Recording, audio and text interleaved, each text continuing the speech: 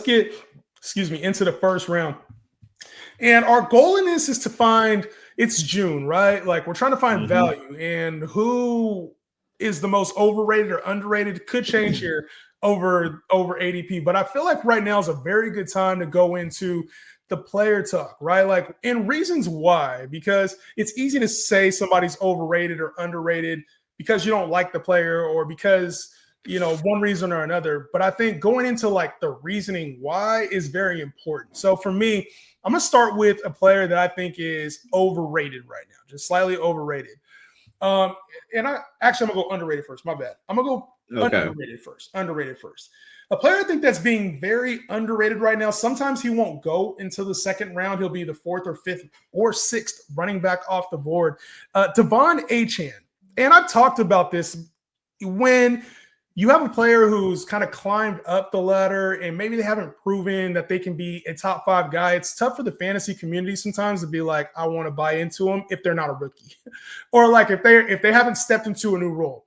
We saw Devon Achane in the lead role last year, and it was good for a majority of the year, but it didn't equate to like a top 5 finish. Whereas the year before, when Devon Achane had that, the 5 touchdown game and had the mega 60-point game, it was like, oh shit, Devon Achane's about to be the RB1. He finishes the top 10 back last year, and it's like, I still don't think he got the respect he deserved in the ratings.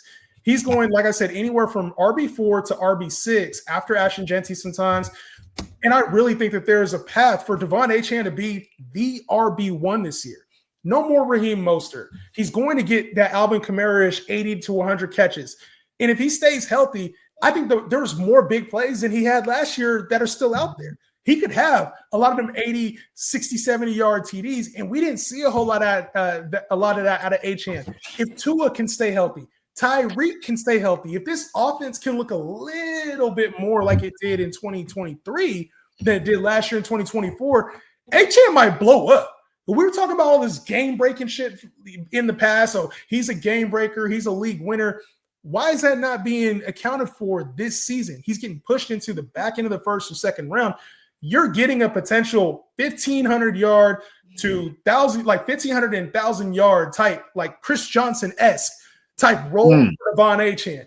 Chris Johnson, Alvin Kamara. These are the names you want to be associated with. Give me all of Devon Achane. I could in the back end of the first round. That's the player I'm trying to get. Jamal Charles S. Don't forget Jamal Charles. Jamal, yeah.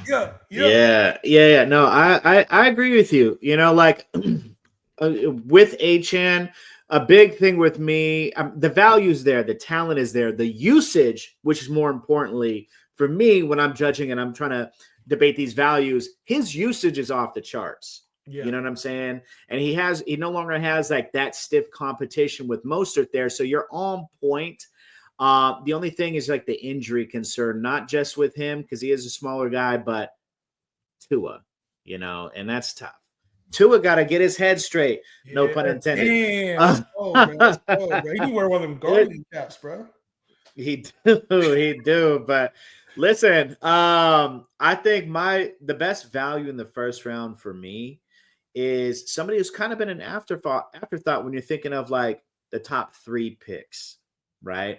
The top 3, even the top 4 picks. This guy was entrenched before last year. And I'm thinking CeeDee Lamb is going to be the best value in the first round. You can get him in the middle of the first round this year. Right now he's going behind Jamar Chase, and I get it. He's going behind Justin Jefferson. I get it. Bijan is up there. You got Barkley, and then people are trying to determine, but whether it's like him, St. Brown, Gibbs is even going higher than him a lot of times. I think that's been mad disrespectful to CD and his talents. Listen, he's got Dak coming back fully healthy, right? Their defense is going to be better. But more importantly, they got a number 2 wide receiver to kind of take the heat off of CD now. So I really think that we're going to see CD of old. They tried running the rock a lot last year, and CD kind of had his spurts. The consistency wasn't there. I believe there was kind of like a little mini holdout situation that was going on over there with them. But I really, truly think CD is going to come back and really be like, hey, listen, He has a number one overall potential to be the number one overall fantasy skill position guy. He could contend for the number one overall pick in 2026. That's the type of talent you can get. That's his ceiling. And if you're going to wait until the middle of the first round to get it, give me that all day. You guys go ahead and drop your thoughts on these players as we're going through them. I'm not there with CeeDee Lamb. Like, I understand and respect who he is as a player. Like, obviously he's going to command 150 plus targets, but like, I just don't see the same ceiling. Like when it was just CD or like CD and Brandon Cooks, that's different. Cause I think George Pickens has like 1,000-yard potential in this offense as well. And there's only so many targets to go around. So I think those days of like CD getting damn near 200 targets probably ain't there this year, because you're going to have another receiver who's going to command another 100 to 120 targets in George Pickens. So, and then it's like some of the touchdown love is there. I just don't, maybe I'm off. I just don't see the same ceiling that we used to have with CeeDee Lamb versus like a Chase or a Jefferson. Could he be the wide receiver one? Potentially. I just don't think that like 1,800 yard with like 10 touchdown ceiling is the same ceiling that we used to see from CeeDee Lamb personally. That's where I'm at. Yeah, and Dak got to come back from his injury too. Dak do got to come back. As far as overrated, I've kind of gone on and on, so I don't want to go too long on this player, but Puka Nacua is going way too high to me. Like when you bring in a Devontae Adams, you saw what that affected to Garrett Wilson last year. And it's not like Puka had a lot of standalone value, but Puka's also, failed to stay healthy throughout his time as a Ram so far. And yeah, he had that crazy rookie year, but like we've seen Puka kind of be banged up now in back-to-back years. And it's like to start, even though he finishes the wide receiver for his rookie year, I think that with Puka, we don't get the same touchdown upside that you want out of a top receiver. If you're taking a Nico Collins, Malik Neighbors, Brian Thomas, like you want either 10 touchdown potential or you want 120 catch potential. So why is Puka going as the wide receiver 3, wide receiver 4? Is it because we think Devontae is going to open up everything for him? That ain't always how it works. Devontae is going to command enough attention himself. Kyron Williams is a red zone monster. They drafted Terrence Ferguson to be a red zone guy. So when you have all these red zone targets, you have, a lot of other ball to go around, as we've talked about already. Like, I just don't really see it for Puka. I don't. I don't see a world where he finishes as like 1,500 yards and 8 touchdowns. Like, I don't know. I think he's more of a 1,100, 1,200 yard guy, which puts him firmly in like the second round conversation. Wow. Yeah. I mean, I don't know if I could fully agree with that. I do think that he falls in a tier that does stretch throughout the second round. So I can see the value with that. I know Devontae Adams is going to come take some love from him. But if you see how he finished last year, the amount of targets, the amount of receptions, more importantly, he was heavily relied on the offense. So I love Puka.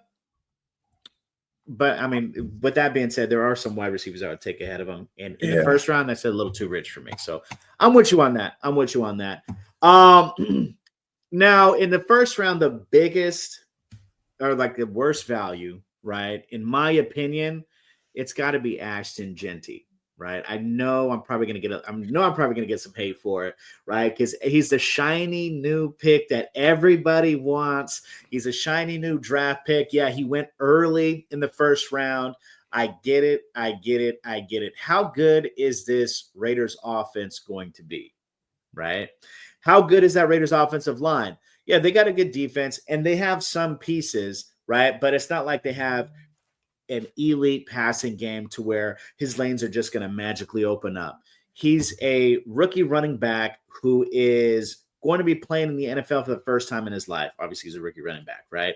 Everything's much bigger, much faster in the NFL. Now, my issue with him, I do think he's going to have success, but my issue with him is you have to get him in the first round, probably like towards the middle back half of the first round. You got to get him over guys like Devon Achane. You have to get him over guys like Derrick Henry, Christian McCaffrey, Jonathan Taylor, Josh Jacobs. Each and every one of those guys going from the back end of the first round to the second round, even some guys in the third round, Josh Jacobs, Kyron Williams, my guy. All of those guys I would want to have over Ashton Genty, right? So you got to take Ashton Genty right now at his absolute ceiling, which is kind of astronomical if you're putting him in like the middle to the back half of the first round in comparison to the guys who's going around. I just think it's a huge mistake, and that's not how you win your fantasy leagues.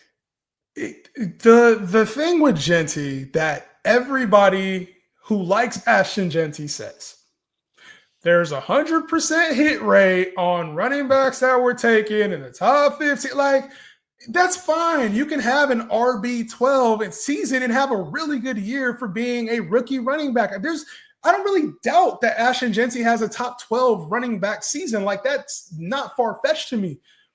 But you talk about the players he's going over, like Jonathan Taylor is a 1,700, 1,800 yard back. Derrick Henry is an 1,800 yard back. Like, Breece Hall finished as the RB2 the season before that. Kyron Williams is a perennial 10 touchdown scorer every single year. Ashton Genty's total right now is sitting at 1,074 rushing yards in Vegas. If you really feel like he's worth the first round pick, just go put your money up in Vegas. Go put 100 on Ashton Genty and break that, because then you're going, for sure, you should have no issues. But to bank on him being a 1,500 yard back or somehow getting 50 catches this season, like, I don't see it with Genty. I don't see it. Yeah. I don't see it. So let us know if you're looking to win your league, that's not how you do it, bro. Because 1,074 yards is cool and it's a great story for a rookie running back. It's not cool if it's your first round draft pick, and that's the guy you're hanging your hat on for your fantasy team, and it ain't it. It ain't it. Let us know, y'all guys. Who are you guys in the first round? Who's your most overrated and underrated pick?